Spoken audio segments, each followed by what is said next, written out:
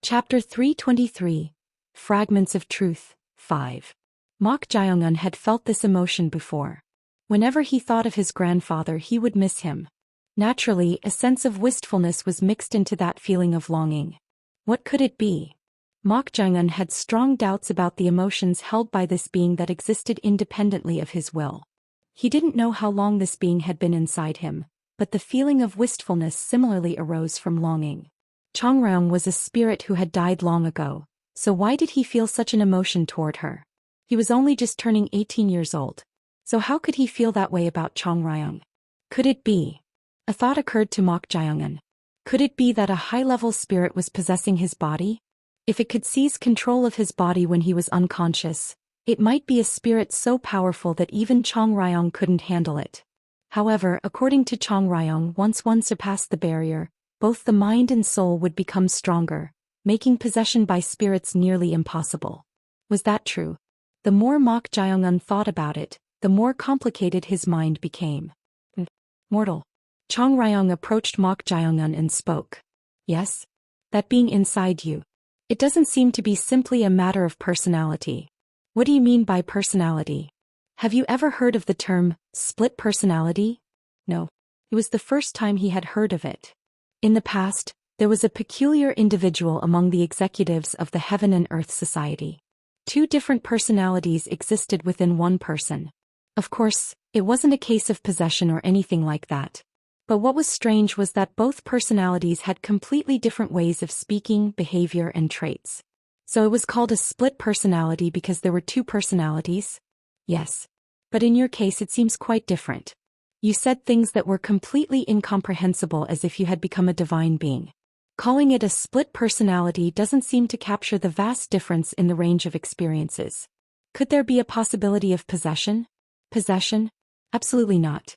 No matter how high-level a spirit is, it's impossible for them to seize your body. From the moment you surpassed the barrier, not only your body but also your soul became stronger. Then what could this thing inside me be? At Mok Jae-eun's question, Chong Ryong's eyes took on a strange look. Those eyes as black as obsidian. The moment she saw those eyes she was confused. It was because a very old memory faintly came to mind.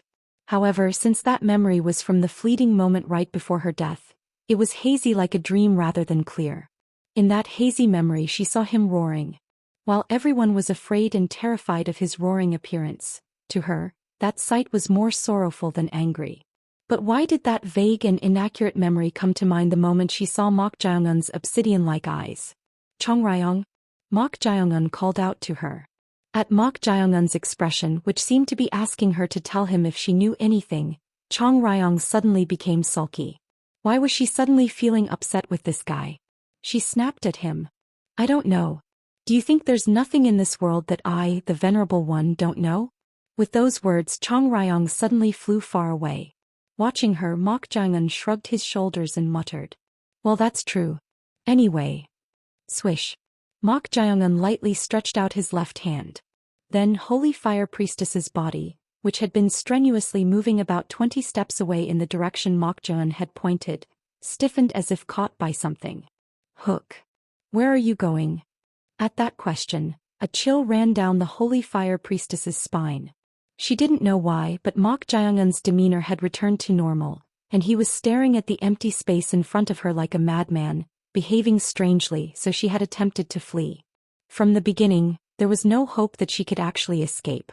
She had not learned martial arts and her body was elderly, so she had moved with the desperate mindset of grasping at straws.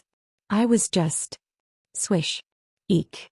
As Mok Jae-eun made a pulling motion, the Holy Fire Priestess's body rose and was forcibly pulled forward. With no martial arts training she had no strength to resist this. Having been pulled right in front of him and forced to kneel, the Holy Fire Priestess trembled in fear. To her Mok Jae-eun smiled and said, You have a lot to feel guilty about, so you're trying to run away, right? And no, that's not it. Don't deny it. What kind of mess did you create with that prophecy? What? The Holy Fire Priestess made a puzzled expression.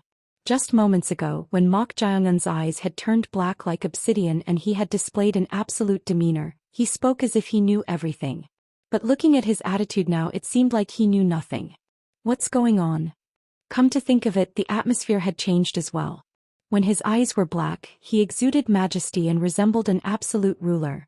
But now, there was a contradictory brutality and madness hidden within his usual politeness. The Holy Fire Priestess was bewildered by this. Is he the incarnation rather than the being itself? If he were the being itself from the beginning, there would be no reason for him to show such completely different aspects. Rather, it could be because he was an incarnation that he displayed an imperfect appearance. In that case, could this be the only chance to save her life? Observing his reaction, she cautiously opened her mouth. Listen. Swish. Thud. The Holy Fire Priestess's face contorted in pain. Her left ear had been cut off and fallen to the ground. Although she didn't scream, she clutched her bleeding ear and writhed in agony. Mok Jae-un spoke to her in a dry voice. Cut the nonsense and answer what I'm asking. At those words, Holy Fire Priestess raised her reddened face, gritted her teeth and said, You can't kill me, young man. I can't kill you. If you kill me, it will be troublesome for you who needs to take me to the Heaven and Earth Society leader as well searching for the sacred orb. It wasn't yet certain whether Mok Jae-un was a supreme being or an incarnation. However, she also had her own insight. Judging from his conversation with Li Guang and the situation so far, Mok Jae-un needed her, if only for his relationship with the Heaven and Earth Society leader. She had to make that clear to protect herself from him. But it was at that very moment. Swish. Fush. Something with a different weight than before fell into the puddle of rainwater. It was none other than Iya. Holy Fire Priestess let out a scream that sounded like a wail. She had endured the numerous tortures in the underground prison with strong perseverance. However, the torture and interrogation in the Imperial Palace could be said to have been carried out at a lower intensity, taking into account that she, an elderly woman, could potentially die. Of course, that didn't mean it was very mild. At the very least, whipping and beating on the back were basic, and there were levels of piercing with needles and pulling out fingernails. But having an intact arm severed was a pain of a different dimension. It was beyond what she could endure. Kuu. In too much pain, she clutched her chest and gasped for breath. The great shock had caused paralysis in her heart. Then Mok Jae-un kicked her chin with his foot. And he stepped on her chest as she fell backward. Thump. At a glance, it looked like he didn't care whether she lived or died, but soon Holy Fire Priestess's gasping breath stabilized. It was because the stiffness had been relieved as Mok Jae-un injected energy into her heart along with a strong impact. Cough cough. Tap tap tap. And thanks to him pressing her bleeding points, the bleeding from her arms stopped as well. It felt like he was inflicting injury and then treating it, but there was a strong sense that he had intervened right before she lost her life. If you kill me, what you want? Don't try to bargain with useless things. It's not useless. I don't think the Heaven and Earth Society leader needs you anymore. He told you to bring me, so how can you arbitrarily? Is it you that the Heaven and Earth Society leader needs, or is it your prophetic ability? All the more so. It's not because you lack the sacred orb that you can't make prophecies, right? At Mok Jae-un's sharp remark, the Holy Fire Priestess's eyes trembled like crazy. Does this bastard possess the memories of him as an incarnation of that being? Thump. Mok Jae-un pressed down even harder on her chest and said, From the moment you lost your prophetic ability, you became a useless old hag. Although he had temporarily lost control of his body, he had been observing the entire situation so he could easily infer her circumstances. And I don't think it's a good idea to provoke me any further. Whoosh. A tremendous murderous intent rose, causing the surroundings to tremble. Even Li Guang, who had surpassed the barrier, and Gyeong Sao, the 8 poison snake staff of the Gyeong clan, couldn't withstand Mok Jae-un's murderous intent. Naturally, there was no way the Holy Fire Priestess could endure it. Her eyes reddened and even vapors rose from her crotch. The elderly woman couldn't bear the fear any longer and had wet herself. Come to think of it, you said you had a connection with the Tang clan's leader and entrusted your granddaughter to him, right? What a coincidence. It seems that the Tang clan's leader used something called the formless poison on my grandfather. Jagardian Jiang is your real grandfather. It would be so delightful to tear off all the limbs of the Tang clan's leader and your granddaughter right in front of you. With those words, Mok Jae-un grinned eerily.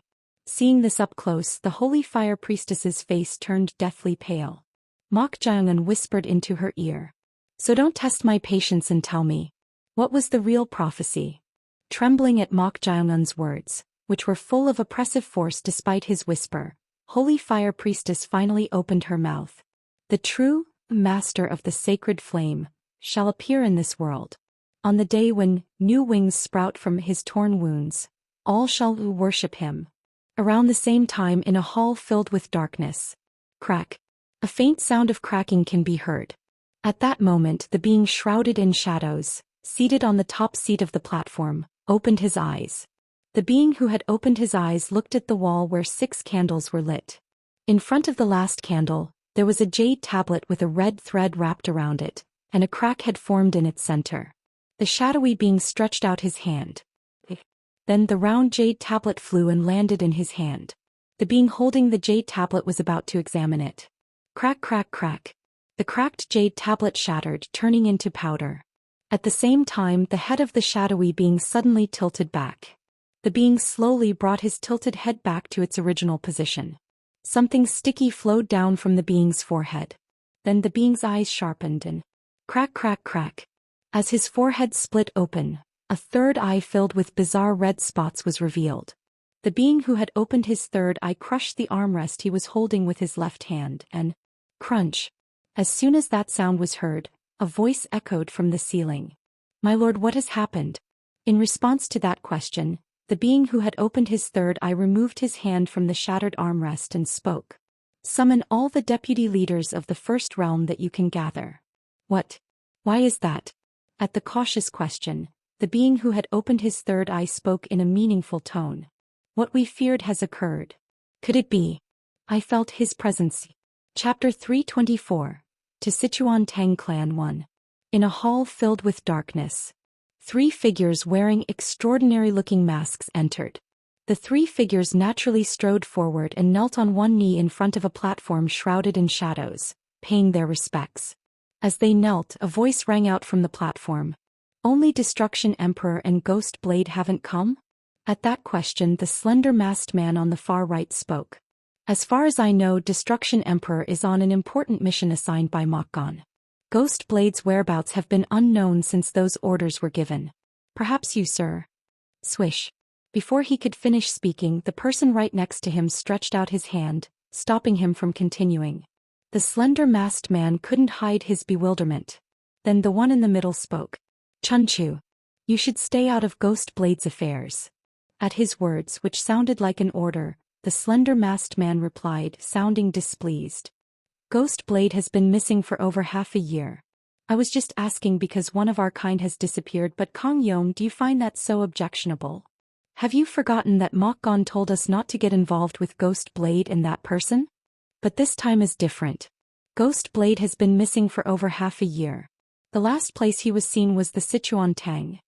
Enough. At that moment, a majestic voice echoed from the platform.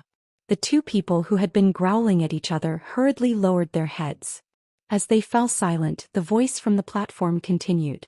Let me get straight to the point. Li Guang is dead. What? What happened to Li Guang? At those words, all 3 of them couldn't hide their surprise, though they didn't raise their heads. Among them, the one in the middle named Kong Yom spoke in bewilderment. Didn't Mokgon bestow upon Li Guang an artifact made from the scales of the Dragon Demon King? If he used that, even formidable masters. At the moment of Li Guang's death, I felt him. At those words, all 3 of them simultaneously raised their heads. Among them, the masked man on the far left, who had been silently keeping his mouth shut, spoke. That can't be possible. What can't be possible? It was said that he had completely lost his power. Even if he managed to survive by luck, he should only be able to maintain his form at best, so how? Are you saying I was mistaken? The masked man promptly fell silent. It was difficult to deny, as Mokgon had barely moved from this place as if taking root, and had solely devoted himself to sensing his energy. When everyone was convinced of his complete annihilation, only Mokgon had denied it. If Mokgon had felt it, then it was certain. Is this why he summoned everyone? He had truly been revived.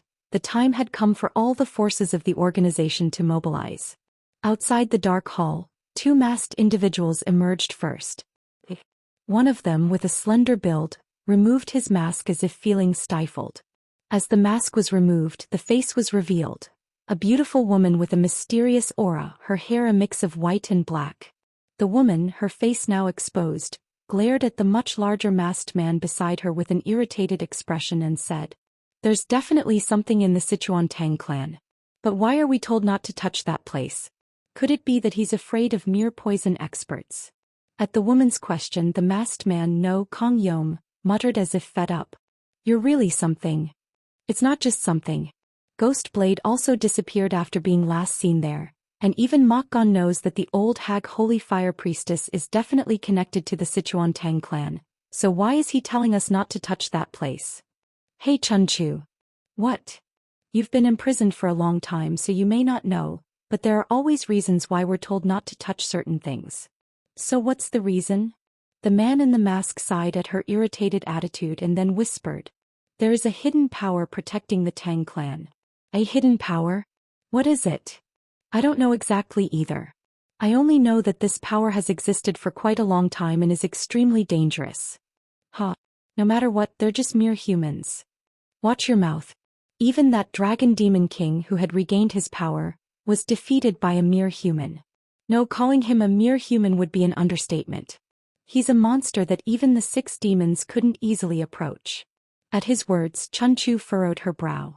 The 6 demons were kings of spiritual beasts, said to be infinitely close to divine beasts. They were transcendent beings that even they themselves couldn't control. If there was a human that such beings couldn't easily approach. Could you be talking about the one who is said to have surpassed the Wall of Realms? Yes. If he had been there, Mokgon wouldn't have been able to paint the picture he wanted on the day of the great calamity. You think there could be another exceptional case like that? Who knows? That's why Mokgon wants to make sure of it. If you want to fulfill his will, stop arguing and follow his orders. Humph. Chunchu let out a small snort. Then, without hiding her dissatisfaction, she disappeared on the spot. Sensing her lingering resentment, Kong Yom showed eyes filled with concern. Although not as much as Ghost Blade, she was the most emotional and uncontrollable among the deputy leaders of the First Realm. So he was worried that she might ignore his warning and take action. Phew. Heaving a long sigh, he soon moved his feet to carry out Mokgon's new orders. Heaven and Earth Society Inner Palace Main Building Abandoned Room. Creak. The tightly closed door of the abandoned room slowly opened, revealing someone's figure. It was a handsome man with chiseled features, his body covered in solid muscles despite his tattered clothes. One peculiar thing was that he wore a leather eye patch over his right eye. As soon as he opened the door and came out, someone called out in a bright voice as if they had been waiting. "Young master." The one who called him was a man in his early 30s with a small build. As soon as he saw the man with a voice that sounded like he hadn't gone through puberty yet, the handsome man spoke. Moyak.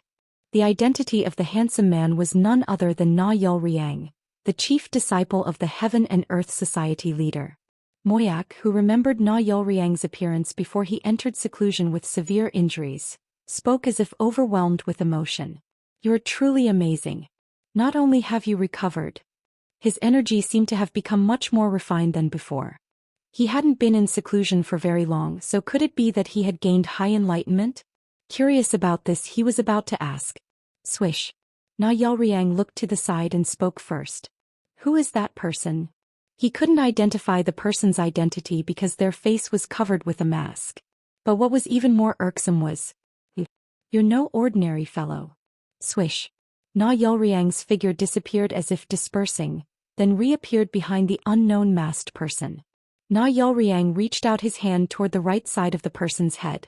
At that moment, the masked figure tilted his head to the side, lightly dodging it, and then he grabbed Na Yulriang's wrist. Na Yulriang's right eyebrow shot up. Although he hadn't used his full power, he thought it would be difficult to sense his presence after using the high-speed movement technique of the exclusive Myongyan Suielbo. But not only did this person accurately discern his location, he even caught his attack. "Look at this guy. Tremble, tremble, tremble." The hand grabbing Na Yulriang's wrist began to tremble. At the same time, cracks appeared on the ground where the two were standing. Crunch. Realizing that a confrontation of martial power had begun, Moyak hurriedly shouted. Young master, please stop. That person has come to help you. What? At his words, Na Yelriang lowered the martial power he had been raising. The masked figure also withdrew his martial power accordingly. As they both retracted their martial power, the masked figure cupped his hands in salute to Na Yelriang and greeted him. It's amazing. I have heard much about young master's reputation, but it seems that your martial power after completing your seclusion is not inferior to the 8 stars, who can be considered the top masters of the martial world. At his polite attitude, Na Yelriang spoke with an expressionless face. Who are you? I am a messenger sent by the Elder Hall I belong to. Elder Hall. At those words, Na Yelriang couldn't hide his bewilderment. The Elder Hall was where retired executives of the Heaven and Earth Society resided, so it could be considered a hidden power. But he had never expected that among those old men, there would be a supreme master with this level of skill.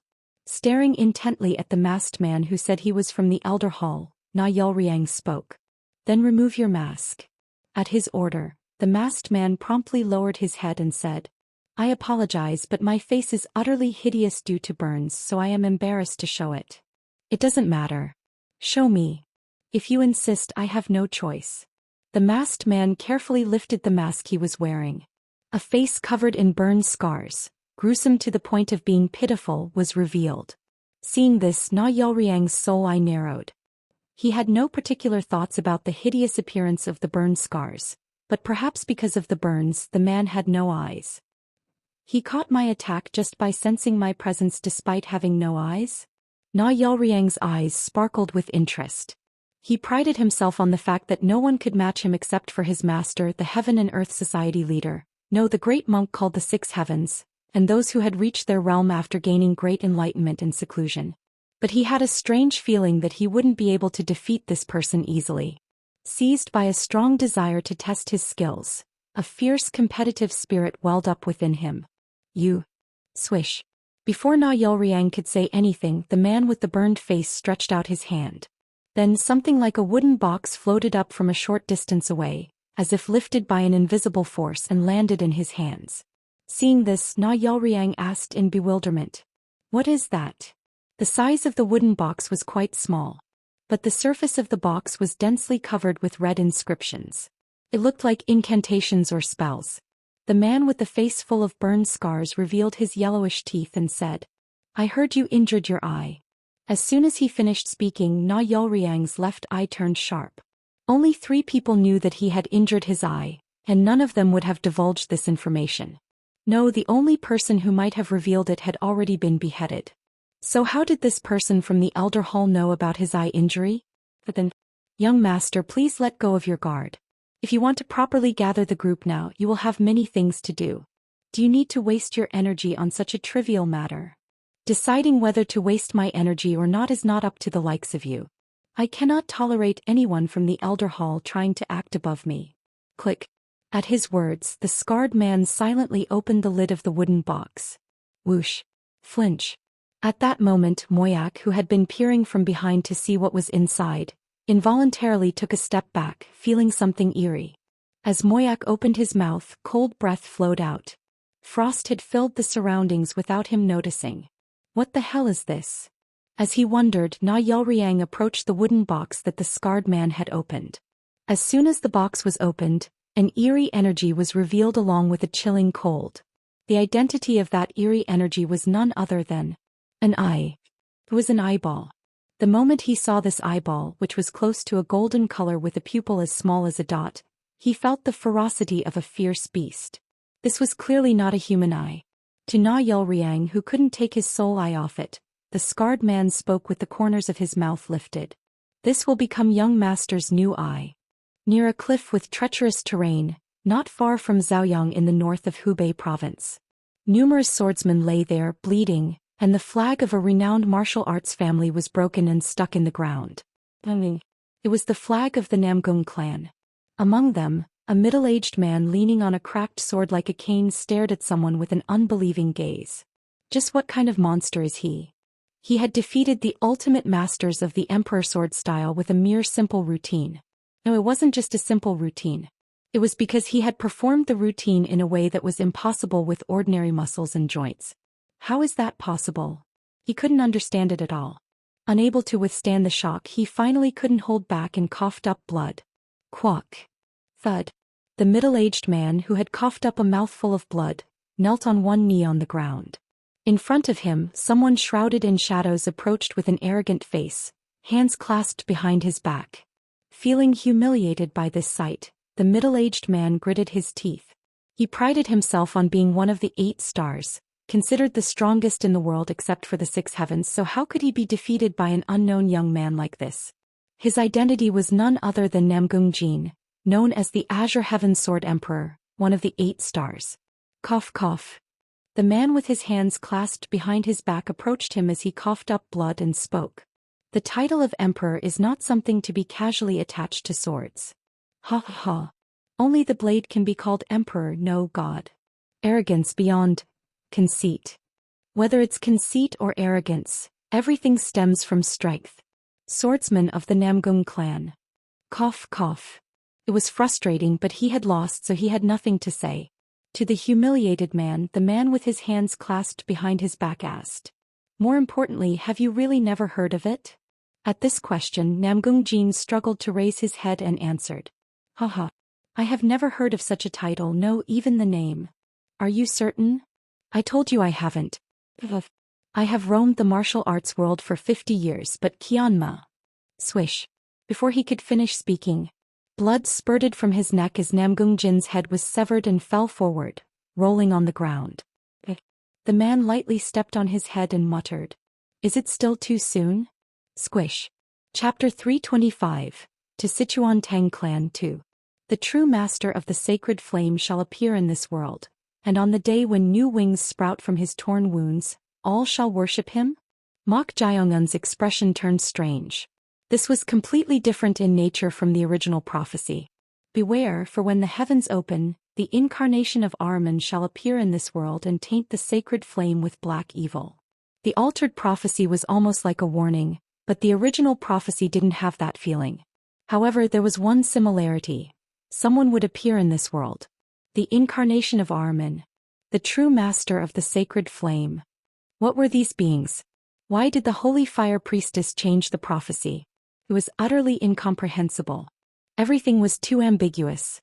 Staring intently at the agonized holy fire priestess, Mok Jiongun spoke. Why did you change the prophecy? Haha. That's. As she hesitated, Mok Jiongun smiled and said, keeping your mouth shut won't do you any good if you know what I'm going to do next. At these words, holy fire priestess's face turned deathly pale as she trembled, and she soon opened her mouth. My granddaughter. My only granddaughter. I had no choice, if I wanted to save her. You wanted to save your granddaughter? So you manipulated the prophecy because of that. I. Cut the crap about your circumstances or excuses. The one who threatened you with your granddaughter was that person from the organization, right? At this question, the holy fire priestess nodded with difficulty. The events of that time flashed through her mind. 18 years ago in the sacred hall of Fire Faith Order. In the center of the hall was a platform, and on it stood an ornate staff with a blue glowing sacred orb embedded in it. The sacred orb always emitted a brilliant light. But something strange happened to this sacred orb. Boom. A strong tremor and resonance spread from the sacred orb, making the surroundings tremble.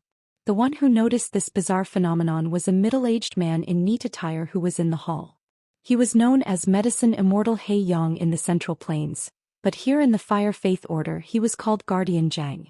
What's happening? Surprised by the strange phenomenon occurring with the sacred orb, Guardian Zhang approached it. A strong light was emanating from the violently trembling sacred orb. Drawn to it unknowingly, Guardian Zhang reached out his hand toward the sacred orb. At that moment, Guardian Zhang's eyes turned black. As if seeing some kind of vision, Guardian Zhang's expression became one of shock, and he soon startled and removed his hand from the sacred orb. What is this? Staring at the sacred orb with trembling eyes, Guardian Zhang hurriedly tried to call for the holy fire priestess. But before he could even leave the hall, as if by coincidence, the holy fire priestess and someone wearing a bamboo hat and mask entered. Noticing the golden scabbard at the waist of the man in the bamboo hat, Guardian Zhang could guess who he was. Holy fire priestess, Mok. How long has it been like this, Guardian Zhang? Surprised by the sight of the sacred orb emitting a bright light while resonating, the holy fire priestess interrupted him and asked. Guardian Zhang answered. I don't know. I just entered the hall, and suddenly the sacred orb began trembling and emitting light. For the sacred orb to resonate like this, it's no ordinary matter. She spoke in a voice filled with delight. Bewildered by this, Guardian Zhang questioned. What do you mean by no ordinary matter? Holy fire has delivered a revelation. Guardian Zhang, go and summon the Reverend immediately. Understood. While Guardian Zhang went to call the Reverend, the holy fire priestess approached the sacred orb, which was trembling even more intensely. Even she had never seen such a sight before. She had been guarding the sacred orb as holy fire priestess for several decades, but it had never emitted such resonance and light to this extent. Could it be that something unusual was about to happen? As she was about to reach out her hand toward the sacred orb. Crack. What? The staff shattered and the sacred orb suddenly shot upward. The sacred orb that had shot up was about to pierce through the ceiling of the hall, but someone caught it just in time before it reached the ceiling. It was none other than the man in the bamboo hat. The man in the bamboo hat landed on the floor, holding the sacred orb, and paused for a moment. Holy fire priestess approached him and extended her hand. Secret Master, thank you. Please give me the sacred orb. Secret Master. Ah. At her repeated call, the man in the bamboo hat, no, the one called Secret Master, came to his senses and handed the sacred orb to Holy Fire Priestess. The moment the Holy Fire Priestess received the sacred orb, she experienced a vision. It was a scene of the sacred flame going out and falling to the ground. How could this happen? For her, who had thought it was just a revelation, this scene was a shock in itself. Holy fire was a symbol of the fire faith order. The sight of holy fire's flame going out and falling might not just be a simple revelation for the order but a tragic news heralding its downfall. However, the vision didn't end there. The extinguished holy fire turned to ashes, but at some point, it began to burn brightly again, illuminating its surroundings brilliantly. Ah! She exclaimed. She had thought it was the final revelation signaling the downfall of the fire faith order. But this was a trial. If they could find the spark to reignite the holy fire to overcome this trial, it would burn brightly again, enough to illuminate the world once more. Removing her hand from the sacred orb, she began to organize the scenes she had witnessed. Then someone placed a hand on her shoulder and said, "Don't convey what you saw as it is." Startled, she turned her head. The one who said this to her was none other than Secret Master. Secret Master, how could you? I won't say it twice. Forget what you just saw. What are you talking about now? Secret Master, could it be? You saw a revelation from the sacred orb. She couldn't hide her surprise. Only the chosen ones could directly receive the revelation from the sacred orb. It should have been impossible without the power of resonance. So how could the Secret Master see the vision of the revelation? As she wondered, Secret Master spoke. The ancient holy fire has set and it will be replaced by a new flame. Therefore, the revelations shown by the sacred orb are no longer meaningful. Secret Master, I don't know what you saw, but your words are too much. This is ultimately the... Swish. Before she could finish her sentence, Secret Master lifted the mask covering his face. She had never seen the Secret Master's face before. But when she saw that face, she couldn't hide her shock. Eyes. The moment she saw the third eye on the Secret Master's forehead, filled with red spots, she was gripped by fear and couldn't say a word. To her, Secret Master grinned eerily and said, "The time has finally come. The holy fire you have revered will completely set. A new era has arrived. What are you? Don't question it. You have only one thing to do. Deliver a revelation to welcome the new era." No, that's not it. Yes, there is a need to ensure the fading flame as well. What are you saying now? Deliver the revelation. Revelation. It will be pulled down by those who believed and extinguished by the hands of those who worshipped. How wonderful. The holy fire priestess's eyes trembled violently. What did this person see? What did he see to think that the holy fire would be completely extinguished? The holy fire will burn again. Even more brilliantly than before. Holy fire will not be extinguished, Secret Master. I don't know what your intentions are in saying such things, but Milho Secret Society is the shadow and bronze mirror of the Fire Faith Order. How could you? Irk. Didn't I tell you? I have been waiting for this moment. I can't breathe.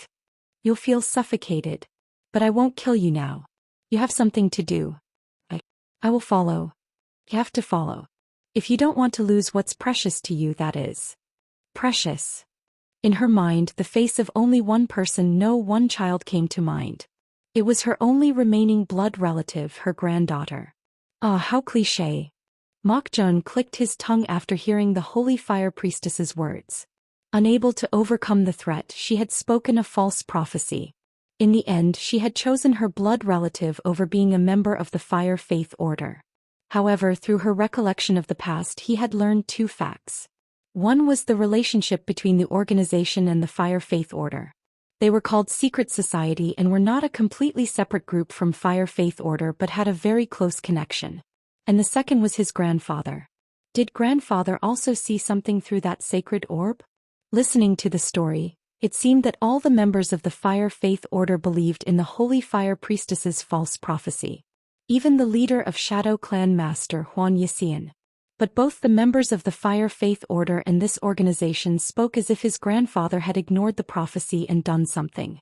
That meant there was a high probability that his grandfather knew the truth, not the false prophecy. That's why he would have disobeyed the false prophecy and revelation. Mok Jiongun suddenly remembered something. The scene of falling from a high sky and his grandfather prostrating before him. When he first recalled this, he had thought of it as a dream since it was a scene he had never seen before. But suddenly a thought occurred to him. The true master of the sacred flame. Could it be that the person mentioned in that prophecy is me? It was hard to believe, but all the circumstances were pointing to him. Even though it was his infancy, he was someone who remembered everything he had seen, heard, and smelled. But for some reason he couldn't remember his early childhood. As if the memories of that part had been cut out. What the hell am I? The unknown being inside him and his own existence latent in his missing memories. All of these things were intertwined in a complex way, adding to the questions about himself. Lost in thought, Mok Jiongun opened his mouth. The deeper I dig, the more complicated everything becomes. I just wanted to deal with the one who killed my grandfather, that's all. One thing is certain. I can't deny that I'm closely related to that prophecy. Isn't that right? At that question, the Holy Fire Priestess lowered her head. She couldn't tell for sure if the person in front of her was an incarnation or the being itself.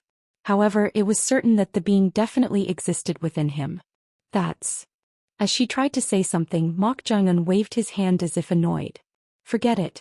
Let's put this aside for now. Because right now what I want to do takes precedence over knowing who I am. If you're talking about what you want to do. Didn't I tell you? I said I would erase from this world everything related to my grandfather's death. Shudder. At Mok Jiongun's murderous words, the Holy Fire Priestess felt a chill down her spine for a moment.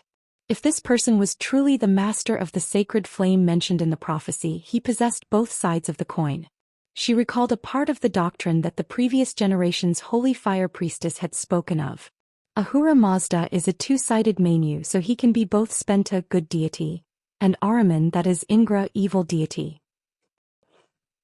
Could he become a calamity? Her eyes trembled like crazy as she looked at Mok Jiongun. He suddenly had a thought. Her false prophecy, whether intentionally or not, may have truly brought about a calamity. Come to think of it, there was something quite interesting among the things you said. What do you mean by interesting? You said that secret master person had an eye on his forehead, right? At Mok Jiongun's question, the Holy Fire Priestess swallowed dryly and nodded. She still couldn't forget that ominous and eerie appearance. Then Mok Jiongun, who had been stroking his chin, spoke as if he had realized something. Ah, I get it now. It was simpler than I thought. The third Mokgon. The third Mokgon? The third Mokgon. That's what they called the leader of the organization. At first, Mok Jiongun didn't understand what this meant. But it was unexpectedly simple. Mok and Gon are not separate but ultimately one. The eye. The third Mokgon actually means the third eye. Chapter 326, to Sichuan Tang Clan 3. Mok and Gon are not separate but ultimately one. The eye. The third Mokgon actually means the third eye. Ah! At Mok Jiongun's words, the holy fire priestess's eyes trembled. She had also heard that the subordinates of secret society's leader, secret master, called him Mokgon. She had simply dismissed it as a peculiar name, but hearing Mok Jiongun's words sent chills down her spine. The third eye. She had seen the third eye on that person's forehead up close. It was so terrifying that it was deeply engraved in her memory. Then Mok Jiongun spoke. I thought there might be another third eye, but I didn't expect that other third eye to have such a close relationship. What do you mean by another third eye? It's none of your business, but it seems there's more than one third eye? At that moment Mok Jiongun furrowed his brow. It was because he suddenly remembered the assassin king of the sea, the monstrous raccoon dog sealed in the report scroll. The first one to mention the existence of the third eye was none other than that monstrous raccoon dog. The bastard had said that it was the third eye that sealed him in the scroll. Could this third eye be that third eye? Mok Jiongun's eyes sharpened as he furrowed his brow. If the existence of this third eye was truly the same third eye that sealed the assassin king of the sea, it would be quite troublesome. If it possessed the power to seal a being like the assassin king of the sea, one of the 6 demons infinitely close to divine beasts, it meant that it possessed strength beyond that level. Even now, having rapidly grown stronger, he wasn't confident that he could face the assassin king of the sea's monstrous raccoon dog or the white-faced king, the golden 9-tailed fox he had encountered in the imperial palace of Kaifeng. If the third Mokgon, that is, the third eye, possessed strength surpassing the 6 demons, the path to revenge might still be distant. However, it was still difficult to make a definitive conclusion. If there was more than one third eye, there could be 2 or even 3. Therefore it was still uncertain whether the third eye that sealed the assassin king of the sea and the third Mokgon, the leader of the organization, were the same being. But it's unexpected. The existence of the third eye was hard to consider as human. It was no different from a high-level malevolent spirit parasitizing a human body. To think that such a being was the leader of the organization related to his grandfather's death, everything was becoming more complicated. What is their purpose? The mastermind behind the false prophecy and the being that might have the closest connection to his grandfather's death. He became curious about this being's true purpose. Mok Jiongun turned his head and looked at the holy fire priestess. Her condition seemed quite poor, her face deathly pale and her breathing gradually weakening. Mok Jiongun said, "Rest for a bit." Thud. At that moment the holy fire priestess's eyes rolled back and she collapsed forward. Black haze rose from Seop Chun's entire body as he focused on circulating energy with his eyes closed. The black haze differed in nature from the usual internal energy. Mok Jiongun placed his palm on Seop Chun's back, assisting his energy circulation as a change occurred in his internal energy. After a while Mok Jiongun removed his palm. Eventually, Seop Chun, who had been concentrating on circulating energy, opened his eyes, unable to hide his surprise.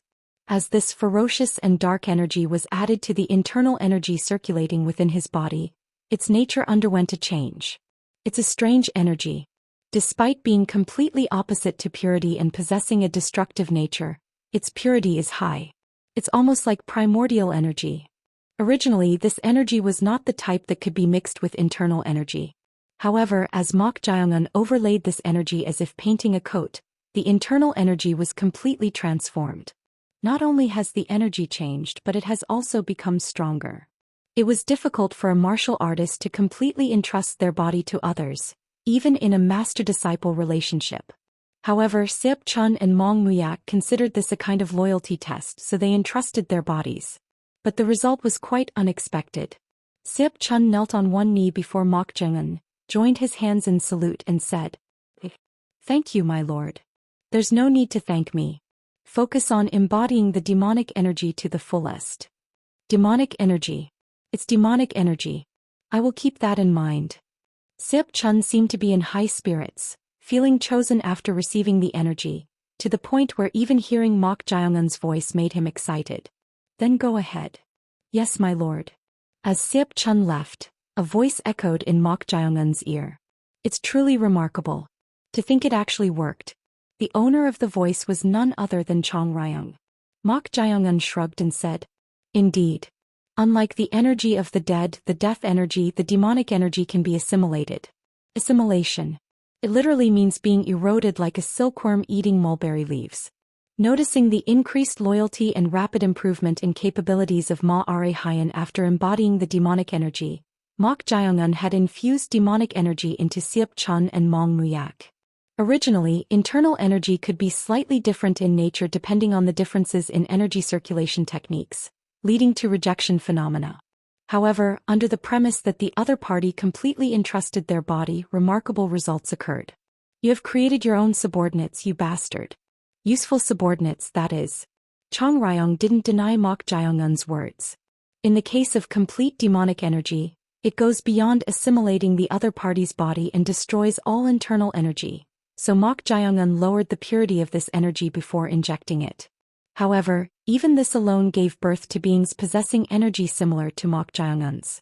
If it's not that unique energy circulating constitution of that baldy, you can use the demonic energy to create your own loyal subordinates, you brat. The baldy Chong Ryong mentioned was the expelled monk Jia Jiamjong. In Jia Jiamjong's case, he had tried to infuse demonic energy, but it had leaked out of his body, making it impossible to assimilate. It was probably due to the Supreme Power's Qi circulation technique.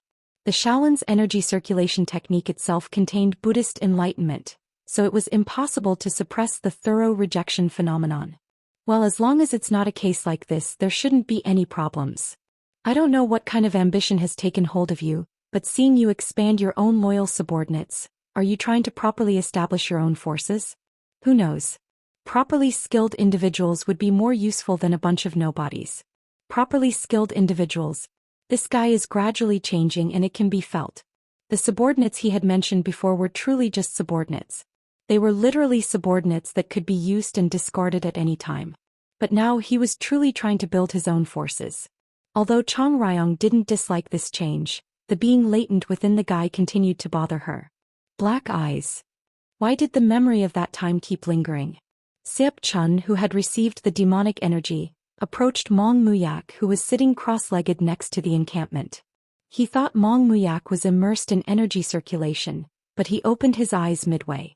Seop Chun said to him, "Have you fully embodied the energy received from our Lord? You received it just half an incense stick before me. It wasn't energy that could be embodied in a short time." However, as they both possessed the same energy, the demonic energy, the increase in energy was clearly felt, as if reading the other person through energy perception. The energy has become stronger. Seop Chun inwardly clicked his tongue. After absorbing the Shaolin's small returning pill and beginning to embody the demonic energy, Mong Muyak's energy had reached the peak of the transcendent realm, and it was no exaggeration to say so. It wasn't just Seop Chun who had this thought. Mong Muyak also felt that Seop Chun's energy had become significantly stronger after receiving the demonic energy from their lord. However, the real monster was someone else. Mong Muyak clicked his tongue as he looked at Ma Arahyan, who was sitting far away from the campfire. He has definitely surpassed the wall. Ma Arahyan had gained enlightenment but had not fully internalized it. However, it seemed that he had recently completely embodied that enlightenment after absorbing the small returning pill, as his energy had become properly stabilized. To this extent, he had definitely crossed the threshold of the transformation realm. Just how much enlightenment had he gained to experience such a rapid increase in capabilities? As Mong Muyak clicked his tongue, he glanced at the expelled monk Jia Jiamjong, who was sitting in front of the campfire, drinking from a gourd. That masked guy is no pushover either, but that baldy is also not to be taken lightly. Perhaps due to his unique energy circulation technique, his capabilities were utterly unreadable. He clearly didn't seem to have surpassed the wall, but why couldn't he gauge the extent of that guy's energy? Why does he seem to keep getting stronger even though he doesn't particularly cultivate? He was even more incomprehensible than the masked guy. I can't let my guard down. From his perspective, the four people here had a high probability of becoming their lord's closest confidants in the future. If he himself fell behind at this time, he might be assigned the lowest rank among the closest confidants. I need to become stronger. Mong Muyak's fighting spirit soared. Of course, the same went for Seop Chun. Without further conversation, they immersed themselves in energy circulation, focusing on embodying the demonic energy bestowed upon them by his lord. The holy fire priestess who had regained consciousness looked around. Where the hell was this place? She had lost consciousness during the conversation with Mok Jae-eun, who might be the incarnation of that being, probably due to severe bleeding from her severed arm. With her old body and lack of internal energy cultivation, it was a situation she couldn't endure. As she looked around, she couldn't help but be surprised. It was dark, probably nighttime, so she didn't know where she was, but she could feel the sensation in her severed arm. So, with a doubtful heart, she felt her arms, and the severed arm was attached. What the hell is this? What was going on? Was she dreaming? Her arm had definitely been cut off, so why was it intact? As she wondered, she touched her ear with a doubtful heart. But the severed ear was gone. The arm was attached, but the ear was still cut off. What the hell was going on? As she was baffled, a creaking sound was heard in front of her, and the dark space split open as a door opened. Gasp. The faint light from the campfire pouring in. The silhouette of a man casting a shadow against that light. It was none other than Mok Jae-eun. The moment she saw Mok Jae-eun, the holy fire priestess was gripped by fear and involuntarily flinched, moving her body backward. Thud. However, she couldn't move any further as her back was blocked. Thanks to the light, she could see her surroundings, and the place she was in was a carriage. It was definitely a carriage. What had happened while she was unconscious? As she wondered, Mok Jae-eun entered, closed the carriage door, and said, "I opened the door because your breathing seemed to have changed, and indeed you're awake. Are you feeling better now? How long was I unconscious? I even infused internal energy, but perhaps due to severe blood loss, you didn't wake up for nearly a day. I thought you might die if it couldn't be helped, but fortunately you woke up." A day. She had been unconscious for that long? No wonder her entire body felt weak. But did he just say fortunately? It would be troublesome if you died already when I still have more questions and uses for you. Right. Of course. There was no way this demonic bastard would spare her life out of goodwill. As this thought occurred to her, the holy fire priestess suddenly felt dejected and sorrowful. How did it come to this? To the depressed her, Mok Jae-eun said, "Do you know where this place is?" At that question she made a puzzled expression. How could she know where this place was when she had been unconscious for a day? Then Mok Jae-eun smiled and said, "It's Gwangyun. Ji-Gwangyuan." The holy fire priestess's eyes widened. Gwangyuan was a small county located at the northern entrance of Sichuan province.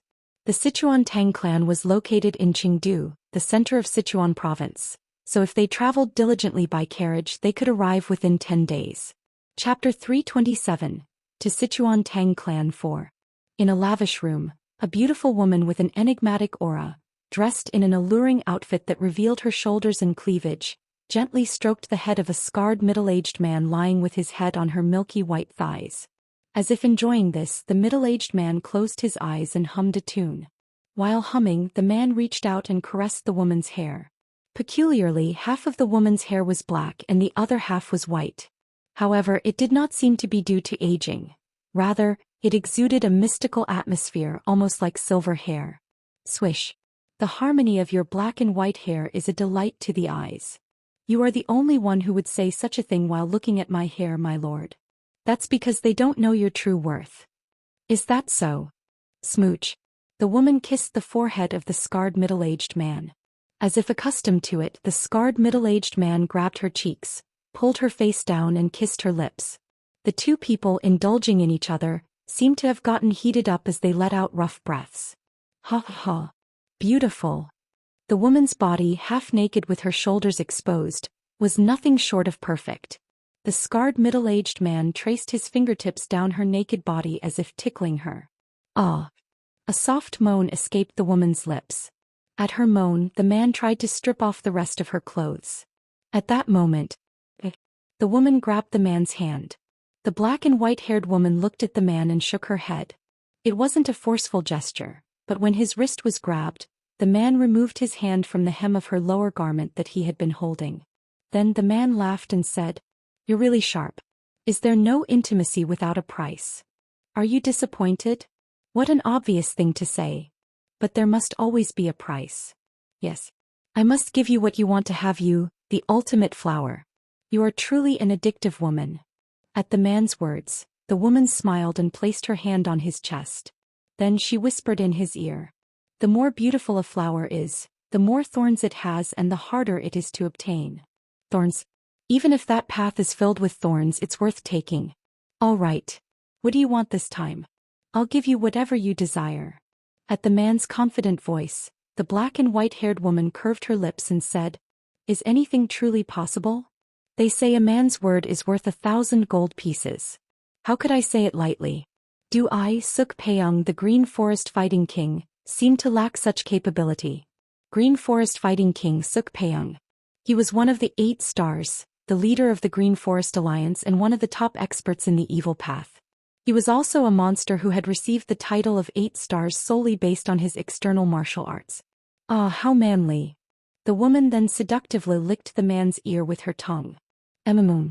Suk Peung swallowed his saliva, unable to hide his excitement. As if enjoying Suk Peung's desperate state, the woman stopped tickling him with her tongue and said, Bring me a woman from a certain martial arts family. A woman? From where do you want me to bring her? The Tang clan. At those words, Suk Peung instantly furrowed his brows. Tang clan? You don't mean the Sichuan Tang clan, do you? It was natural for Suk Peung to show this troubled expression.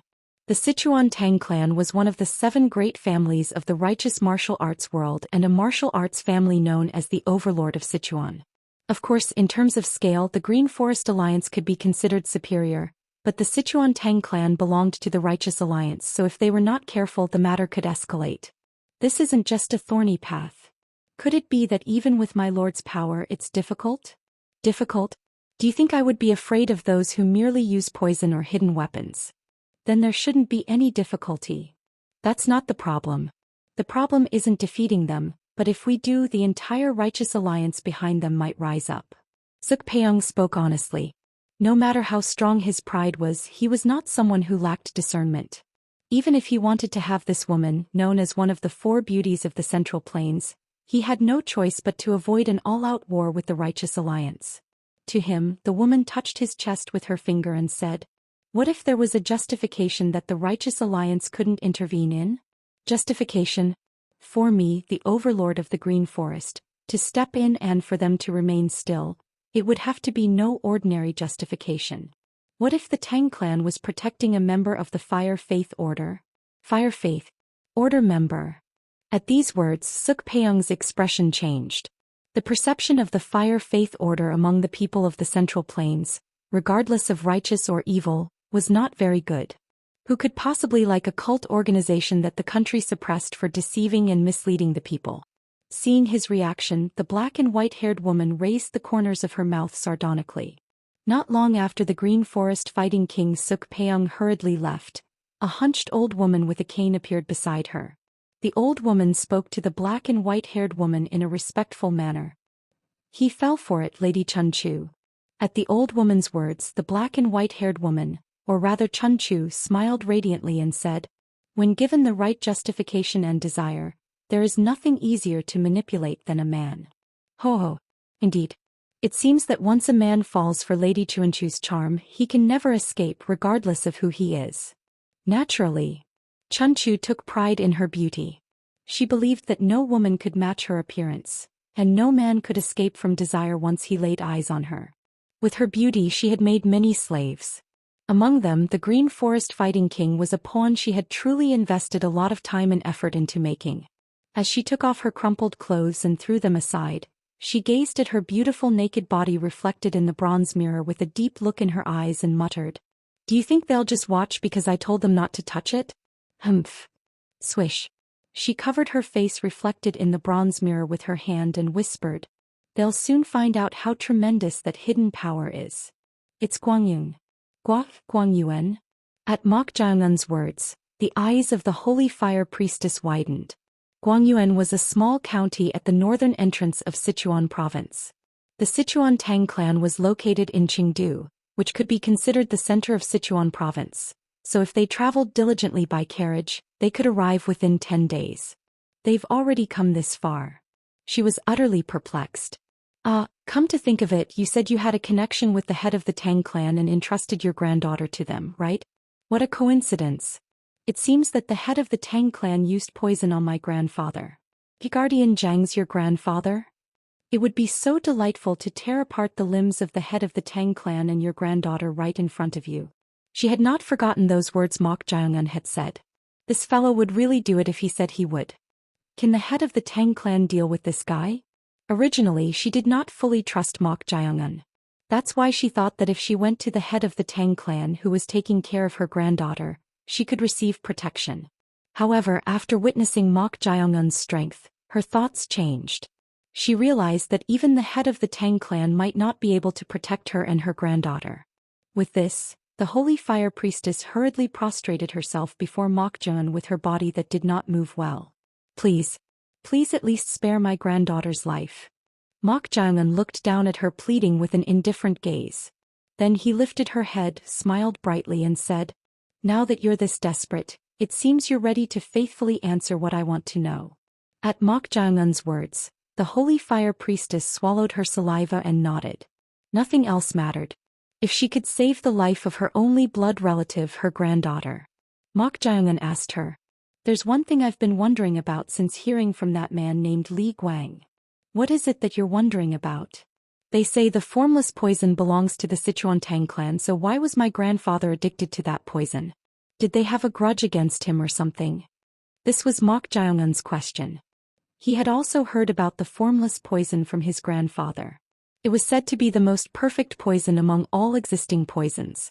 The remarkable thing about this poison was not only its colorless and odorless nature but also the fact that when the addicted person lost their life, the poison components would completely dilute and disappear. No physical evidence would be left behind. That's why his grandfather had highly praised it and told him to be cautious of the formless poison, even if he had a strong resistance to poisons. "Come closer. Stay away." So that's why. His grandfather had prevented him from touching him in his final moments. First he wondered why. But now that he knew the truth, it made sense. It was probably to prevent him from directly coming into contact with the formless poison and becoming addicted. Mok Jae-un coldly stared at the holy fire priestess and asked again, "Since you have a connection with the head of the Tang clan and said that my grandfather was a guardian of the fire faith order, you should know well, right?" That's. Don't try to think too hard and just answer as soon as you remember. Unless you want the arm that was reattached to be cut off again. He reattached the arm? At Mok Jae-un's words, the eyes of the holy fire priestess widened. She had been wondering why her severed arm had returned to normal, but she never thought the answer would be this person. Just how far did this person's abilities extend? When Mok Jae-un placed his hand on her shoulder, the startled woman quickly opened her mouth. I don't know. I don't like this answer very much. Squeeze. It's true. I also don't know why Guardian Zhang was addicted to the formless poison. He was a branch family member of the Tang clan just like me. Mok Jae-un, who was about to apply force to the shoulder he was grasping, raised one eyebrow. What did she mean? What did she mean by his grandfather being a branch family member of the Tang clan? What do you mean by a branch family member of the Tang clan? It's exactly as I said. Although not to the extent of being an external branch like me, Guardian Zhang was also a branch family member and was even taught by the previous head of the Tang clan in recognition of his talent. The Sichuan Tang clan focused on cultivating the art of poisons, so they could be considered a bloodline-centered family. Therefore, unless it was an exceptional case for the sake of future generations of their bloodline, they would often marry within close branch families. What? So you're saying my grandfather was from a branch family of the Tang clan and was harmed by them? There could be a conspiracy. Since branch families are ultimately no different from blood relatives, it's impossible for the Tang clan to harm Guardian Zhang. Impossible. Crack. As soon as those words ended, Mok Jae-un applied force to his hand. With the sound of bones breaking, the holy fire priestess's shoulder twisted. Arg. It's something that has already happened, so do you think saying it's a conspiracy is an excuse? Then my grandfather was betrayed by people who were essentially his blood relatives, whether they were branch family members or not. As Mok Jae-un's voice grew colder, the complexion of the holy fire priestess darkened rapidly. She herself did not know the details of Guardian Zhang's death. However, the hidden relationship between Guardian Zhang and the Sichuan Tang clan ended up provoking Mok Jae-un's anger.